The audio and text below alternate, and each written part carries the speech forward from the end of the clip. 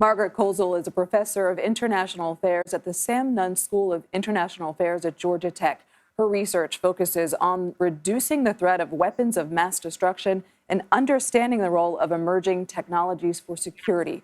Professor Kosal, thanks so much for joining us. Just to start, how big a deal is it that Russia now controls the largest nuclear power plant in all of Europe? So just to start, as you say, it is a big deal. Anything having to do with nuclear power plants obviously is something of concern. At the same time, it is not something to be overhyped or to be sensationalized. Professor Kosal, the plant does provide more than a fifth of the electricity in Ukraine. What does this mean for the country's power supply, and how can Russia use the facility to its advantage?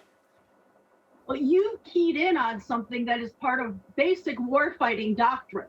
You seize and control a nation's ability to provide electricity. And as has been mentioned, this is the largest nuclear power plant in Europe, provides about a fifth of Ukraine's nuclear power. Fifth of Ukraine's electricity. So addressing that is going to be of major concern. This is an area in which other states might be looking to step up and to provide ways to get electricity to the Ukrainian people. Professor, we now know the fire has been extinguished. Radiation monitoring systems remain fully functional at the site. U.S. energy officials say there have been no changes in radiation levels detected at the plant. That's some good news.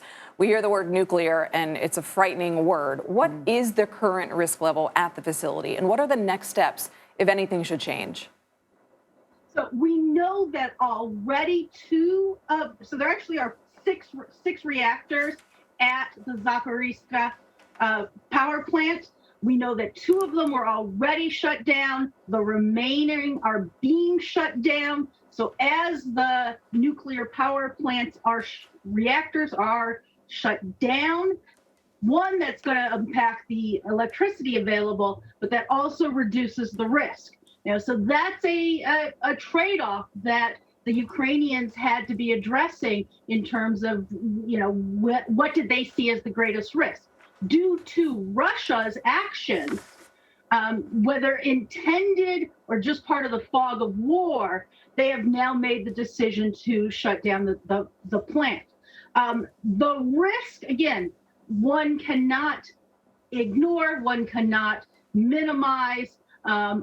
However, the risk as we currently understand the situation is very minimal to none in terms of nuclear radiation from this specific plant.